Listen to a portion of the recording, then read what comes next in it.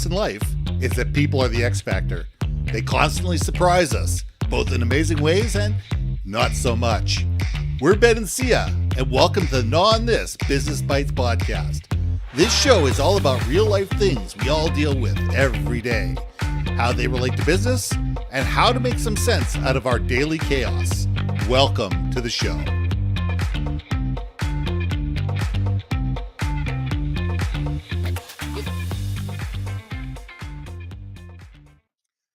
And welcome back to another episode of Non This Business Bites. I'm Ben, this is Sia, and this week I want to talk about the fact that change is the only constant.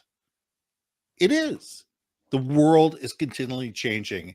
If the last 3 years hasn't proven that to you, nothing else will. We're constantly in a state of flux. Sometimes it's big things, sometimes it's small things. But there's always something that's changing. The world is constantly evolving. There's always new things coming up. There's always new ideas, new concepts, people taking 12 different concepts, putting them together and coming up with something new. Not all change has to be disruptive. Not all change is, earth-shattering, but it's change nonetheless. And we need to be aware of it, and we need to be able to embrace it, because if we don't change, if we're not aware of change, if we're not cognizant of it, if we don't take the time to sit there and say, okay, what has changed and how does it affect me moving forward? And what do I need to do in order to be abreast of it? We're moving backwards while the rest of the world is keeping their eye on the ball and moving forward. So Sia, let's get into this. Let's gnaw on this. Changes. And you know what's so funny? I didn't realize the lyrics is like turn to face the strange. That's right. And I did not know that was the lyrics. Don't even ask me what I thought it was. But I love the fact strange, that word connotes oddness, right? Like that uncomfortableness, right? Strange really is just different. It's unusual. It's not necessarily a negative thing. And I think for some, change is just this amorphous, evil little, oh no, if things aren't broken, why change it? Why try to fix something? And I think as humans, we like our creature comforts. So I can see why from a gut initial, like, that feeling when change is afoot, that we do have that moment. I think it's that fight or flight or fight or flight. Fight or flight, that's it. And I don't know what else is there. Freeze is the other one. I think we have that moment, right? My brain just froze. There we go. But yeah, I think, you know me, I'm an optimist. So like for me, change is opportunity. Whether you like that change or not, it's opportunity. It is opportunity to make lemonade out of lemon. And you know me, I might add a little additional spicy ingredients to make it even tastier, right? But I will do it. And I'm not quite sure for some, even if we make that small change. So instead of 5 tablespoons, we go with 4 tablespoons. And over time, we bring it down, of the sugar in our lemonade is what I was describing in my head. Those small little incremental changes are helpful too. It's still a step forward. And I think people need to understand, like, change doesn't have to be monumental, like as you say. So. But you nailed something, is that people are afraid of change. Yeah. People habitually are afraid of change because they are creatures of comfort. They like the normal. They like to know what's going to happen next. I mean, that's why people love scary movies, because it's that, oh my God, what's around the corner? Oh my God, the lights are off. Oh my God, what's coming out? What's that sound? And they like being that little bit terrified, but they know in the end that they're going to be okay. Yeah. And the problem is a lot of change happens without a safety net. A lot of times people sit there and go, oh my God, I've taken 3 steps forward. I can't go backwards. And there's no safety net. There's no way for me to go back. It's somehow or other, the bridge got burned behind me. And sometimes that's true. Sometimes that bridge has been burned. Sometimes you just have to jump off the cliff. But you always have to jump off the cliff with somebody who's jumped off that cliff before. You never want to go skydiving alone the first time. You want to be strapped to somebody the first time, or maybe the first 10 times you go skydiving. that, you're strapped to them. They know how to pull the chute. They know what happens if the main chute doesn't go. They know when to pull the chute, and they're there to just make you feel a little bit more comfortable. And Yeah. I think as leaders, our job is to sit there and say, you know what?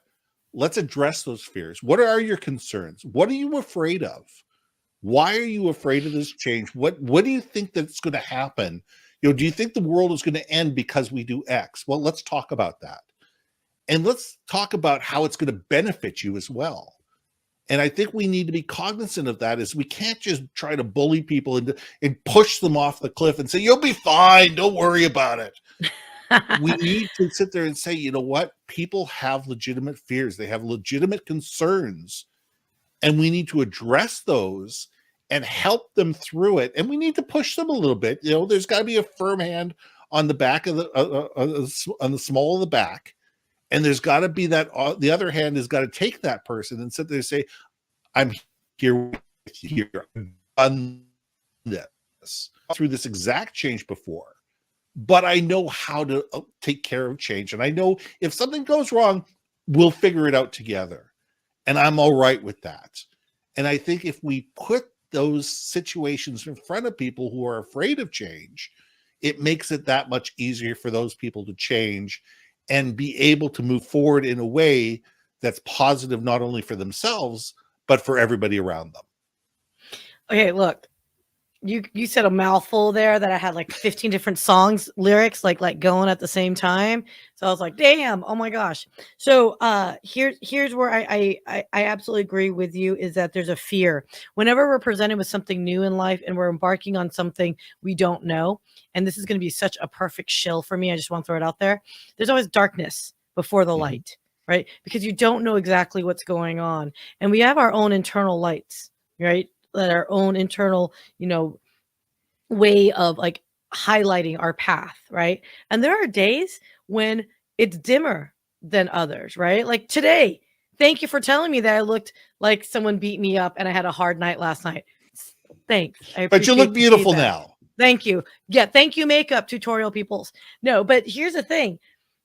It can be, there are some setbacks with that, opportunity for change. But when you combine each other's lights, your internal light. So for you, you're like spunky and cheering me up and like saying, hey girl, let's do this. Are you up for it? And I'm like, hell yeah. Well, you know what? We Care Bear superpower together. And now we're a brighter, brilliant beam together. Right. And that's the thing about change. If you open yourself up to say, I need some help here. Can someone guide me along? I'm a little lost in my way.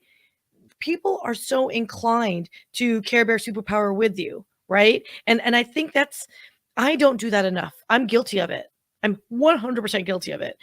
And at the same time, I'm that kind of person where, and I know the comments are going off right now. Oh, I can see it. Where they're like, Sia is not that little gentle prodder in the small of the back. Sia is a person that's got her entire foot on the back of you and punting you forward. And like, says, here, let me show you the way. Jump. Boom. Like I am not nurturing. Okay. No one's ever accused me of being a nurturing person. I'm a caring person, but maybe it's my school of thought, the way I got raised, which was, do it. You do it. You do now. And I say it jokingly. But I do believe even that you do now is that small step forward. It's still a small step forward, right? It's still that. And for anyone that did cross country, we know we had to run 3.1 miles, or whatever the distance is nowadays for these kids. I knew one step in front of the other, I would finish that darn race and I'd be done for the day. Did I like the process in it? No. Did I enjoy the benefits of it at that moment in time? No. Did I think it was going to lead me anywhere? No. But guess what? When you finish it, all the adrenaline, all those hormones, all that, excitement, that feeling of job well done. Did I win the race? Hell no. Was I the last person? Potentially. But it doesn't matter. I still finished the race. And I think that is, again, changes. Whether you're the caboose or you're the choo-choo train front. Oh my God. I didn't know. Caboose. We'll call it an engine. It doesn't matter. You can still be a cart in the middle, right? And that's the whole thing. So I love changes. Changes is good. I tell everyone change is awesome. Another thing, and I have to say it. chess, like leadership. There's strategery and all that good stuff. And yes, I said strategery. Sometimes in chess, you have to take a step back. Again, we all know the forward pursuit, right? But some of the moves, sometimes you got to retreat. And maybe it's because you need to reevaluate, get away from the being in the forest, take a step back to see the trees, and then understand maybe there's an opening here instead of here.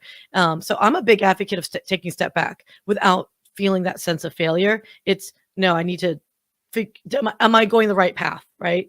Yeah. So, and sometimes just like chess, sometimes you go sideways too, or diagonal ways. We all need, and diagonally. I mean, the thing is it's about reaching the goal. Yeah. It's all about understanding what's the goal, what's the promised land, what's the mountain that you're trying to climb, and figuring a way to get there. And the first way that you pick may not be the right way, but it's the ability to be adaptive, creative, and resilient. And if we can do that, we realize the change is coming. We just need to sit there and say, how do we go along for the ride and be able to adapt to it? So I think that's a great place to leave this, Sia. I thank you everybody for joining us again this week. We'll see you soon. I'm Ben. I'm Sia. Let's gnaw on this. Hey. Thanks for listening to another episode of Gnaw on This Business Bites. If you liked what you heard, we most humbly ask that you like, share, and hit that subscribe button.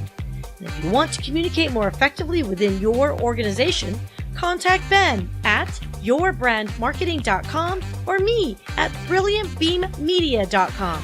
We can help you build your community, brand awareness, and personality through digital content and podcasting.